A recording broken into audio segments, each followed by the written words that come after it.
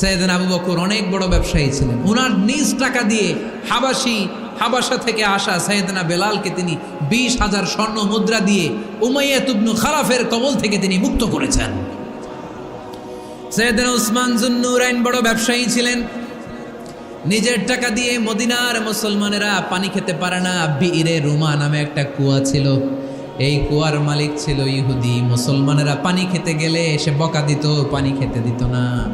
বিশ্বনবী বললেন, আমার সাহাবীদের মধ্যে এমন কি কেউ নাই নিজের অর্থায়নে বীরে রুমা কিনে মুসলমানদেরকে দিয়ে দিবে?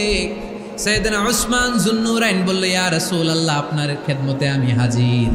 মুহূর্তের মধ্যে সাইয়েদনা উসমান যুন্নুরাইন নিজের অর্থায়নে বীরে রুমাটা কিনে মুসলমানদের জন্য সদকা করে দিয়েছে।